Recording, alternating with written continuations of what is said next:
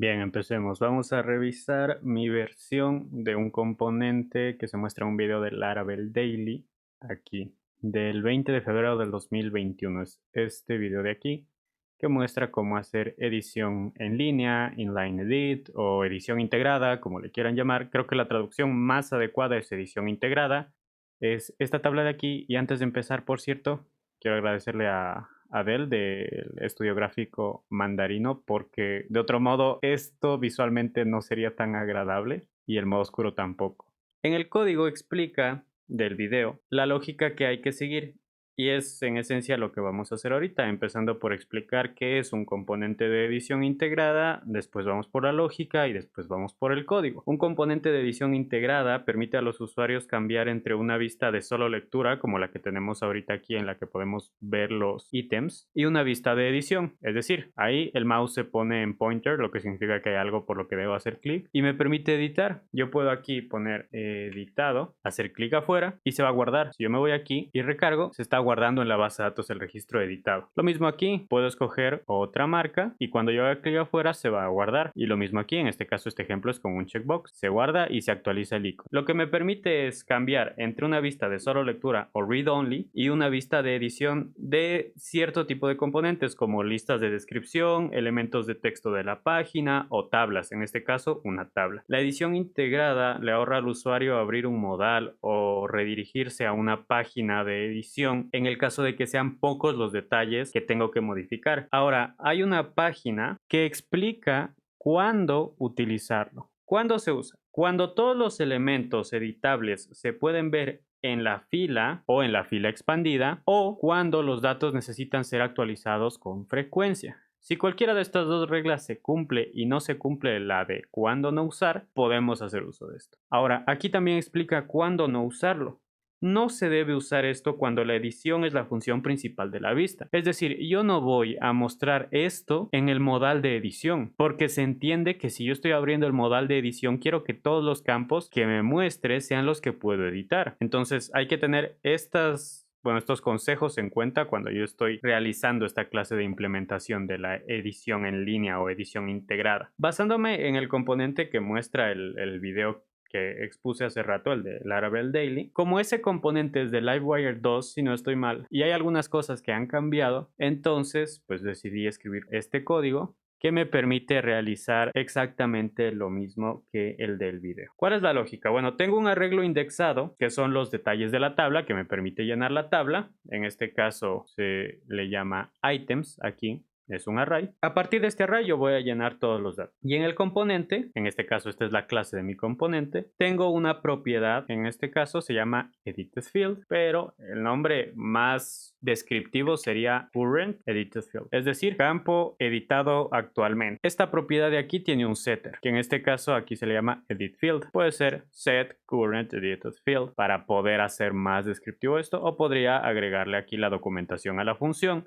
Ahora, dentro de la vista de mi componente tengo yo una tabla y dentro de cada tr tengo un td. Cada td contiene dos elementos que se muestran de manera condicional. Un span, que es por así decirlo, la vista de solo lectura, y otro elemento que es el elemento de vista de edición. Dentro de ese span yo tengo un listener que al hacer clic dispara un evento, que en este caso dispara un método que en este caso recibe el índice y el nombre de la propiedad que quiero editar. Los concatena y los setea dentro de mi propiedad de current edited field, que bueno, aquí le voy a cambiar el nombre, bueno, lo voy a regresar a como estaba para que continúe funcionando bien. El método que setea la propiedad recibe el index y el nombre de la propiedad de la fila que estoy editando, lo concatena el índice, un punto y el nombre, y lo setea en la propiedad current edited field. Si el current edited field, en este caso aquí llamado edited field, equivale al índice concatenado al nombre del detalle que estoy editando, en lugar de mostrar el span, voy a mostrar el campo, elemento o etiqueta HTML que me permite a mí editar, es decir, voy a mostrar la vista de edición.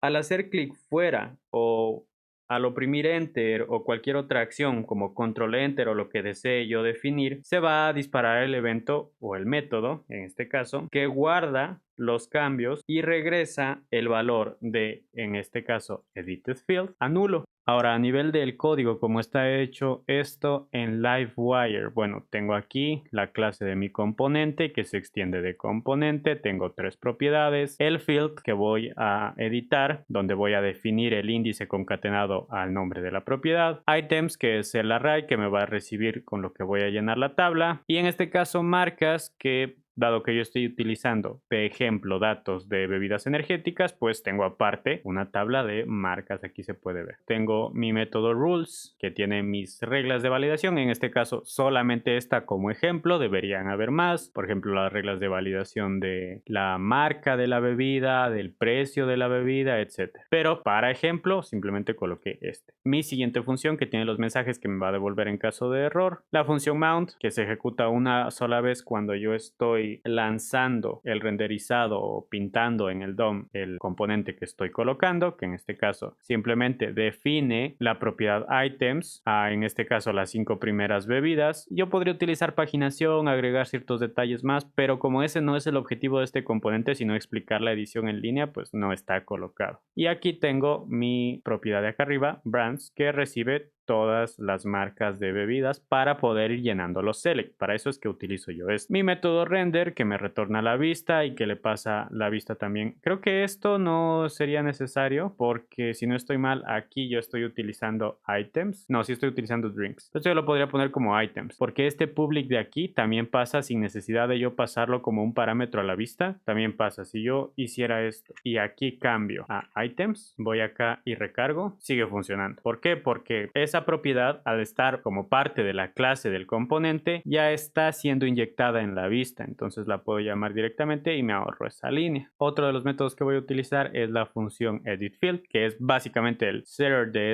esta propiedad de aquí, que recibe el índice, el nombre de la propiedad, los concatena a través de un punto. ¿Por qué? Normalmente cuando yo estoy trabajando con arrays, yo puedo utilizar la sintaxis: accedo a la propiedad 0, por ejemplo, al índice 0, accedo a la propiedad name y luego, digamos, o por ejemplo, user.name, y así estoy accediendo dentro de la posición 0 del array a la clave user, suponiendo que tengo un array asociativo dentro de este array indexado, y dentro a la clave name. Y por último, el método save, que lo que hace es recibir el índice. Este método se va a disparar cuando yo haga clic fuera de la vista de edición, valida en base a lo que yo tengo aquí, a las reglas, después define. De hecho, yo aquí tenía un texto como de ejemplo, pero ya lo voy a colocar antes de hacer el push a la rama en remoto. Lo que hace es: obtengo el índice de mis ítems y lo meto en item, de mis items y lo meto en item. Si es que eso no existe, si es que ese índice no existe, entonces retorno nulo. Si es que este item de aquí no es nulo, es decir, si es que sí existe dentro de esta propiedad, que es un array, entonces ejecuto esto de aquí. ¿Por qué aquí optional? Esto de aquí, esta línea, reemplaza a colocar otro if. Este optional de aquí en sí me ahorra un if, que va a estar explicado en un comentario aquí abajo, que pues por alguna razón, no recuerdo por qué, lo borré. Simplemente, ¿qué me permite a mí? Que si este objeto no es encontrado, es decir, si el ID del item no está encontrado dentro del modelo, no se ejecuta esto y no me lanza el error de que estoy tratando de utilizar la propiedad update, bueno, la función update dentro de un objeto nulo o dentro de un null. ¿Por qué? Porque claro, aquí yo estoy diciendo que el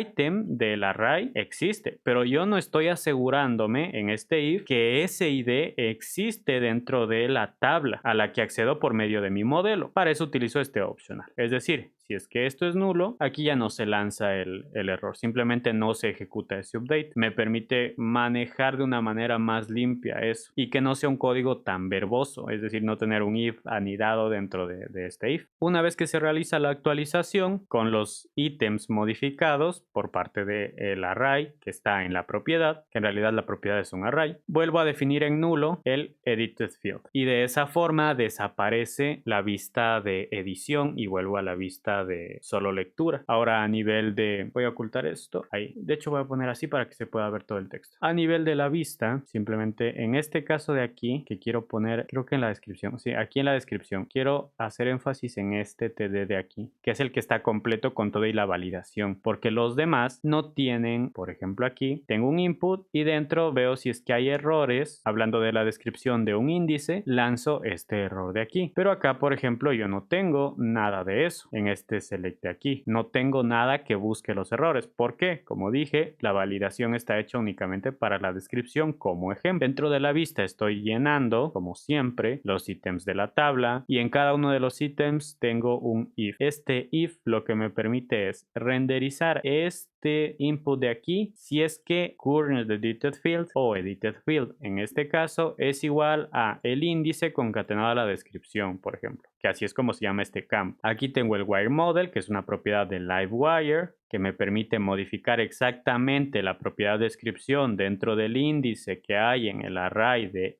items. Y esto de aquí es Alpine, que se puede ejecutar aquí porque yo tengo un xdata declarado en el componente padre, que en este caso es el div, que encierra todo mi componente. Este xdata ya me permite a mí utilizar Alpine aquí, decirle al navegador que estoy utilizando Alpine. Simplemente estoy ejecutando un escucha de un clic afuera. Antes se utilizaba click away, creo, algo así, pero ahora en la última versión de Alpine es click outside. Recordemos que este click de aquí es en inglés. Cuando yo estoy utilizando la palabra click en español, no se le coloca la K. Aquí tengo el readme, por ejemplo. Si yo pongo control F clic, van a ver que aquí no está con K. Como casi siempre se trabaja en inglés, pues es normal la confusión, pero siempre es buena la aclaración. Una vez que yo hago clic fuera de la vista de este select, lo que hace es llamar primero a una condicional, que esto está a través de un ternario, que comprueba si edited field, la propiedad de mi componente, es igual al índice concatenado al nombre de la propiedad. Vamos a ir aquí a description para poder entenderlo mejor. La condicional valida que el valor de edited field sea igual al índice concatenado al nombre de la propiedad, y si sí, entonces llama al método save, que es el que yo tengo aquí de LiveWire, y al lanzarse eso se va a ejecutar todo este proceso, se va a definir null, entonces voy a volver a la vista de solo lectura. En caso de que exista un error, me va a desplegar este div de aquí que me muestra el mensaje de error. Y en caso de que este valor, como este valor va a volver a ser nulo, entonces me va a mostrar un span que al pasar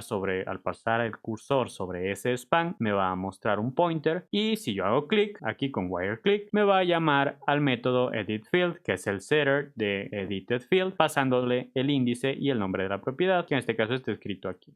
Ahora vamos a ver cómo está funcionando eso aquí. Yo tengo aquí, voy a recargar mi tabla, edito, le doy edited, clic afuera y se guarda. ¿Para qué es la validación? Como está marcado como required, si yo lo pongo así me va a dar error. Entonces yo tengo sí o sí que agregar un valor. En este caso Red Bull normal, ya se guarda. Voy a la base, voy aquí y cambio. Lo mismo con el Sugar Free, por ejemplo. Lo habilito, hago clic afuera, vuelvo a ejecutar esta query de aquí y aquí ya cambio. Voy a volver todo a la normalidad como estaba hace rato. Clic acá. Y esto también está funcionando, ¿no? Al yo seleccionar y hacer clic afuera, podría ser incluso que al cambiar directamente se ejecute el método. O en este caso aquí, al yo oprimir Enter, no está pasando nada ahorita porque no está programado, solo está el clic afuera, se ejecute. De esa forma hago un poco más fácil el proceso de actualización porque le ahorro un clic. Aquí yo acabo de cambiar esto, si yo me voy aquí y vuelvo a ejecutar esta query, veo que el brand ID cambió. Lo voy a regresar a como estaba, Red Bull, clic afuera, vuelvo a llamar a la query y cambio. Uno de los bugs conocidos de esto es que si bien al momento de yo dejar vacío esto me da error, si yo por alguna cosa me paso a otro, se va a quedar vacío. Ojo, esto no se va a ver reflejado en la base de datos. Si yo lo llevo aquí y lo ejecuto, sigue siendo el valor que estaba definido antes, pero aquí en la vista podría confundir al cliente. ¿Y qué pasa? Que como el span está vacío, ya no puedo hacer clic, ya no me aparece el hover. Si recargo sigue ahí, pero la idea sería que no tenga que recargar para saber que sigue ahí, para saber que no dañé algo. Eso sería todo. Entonces este código de aquí va a estar en un repositorio en mi GitHub que voy a dejar en la parte de la descripción. Estos sí se van a comitear. Entonces voy a agregar estos dos cambios: fix property use in component y ya.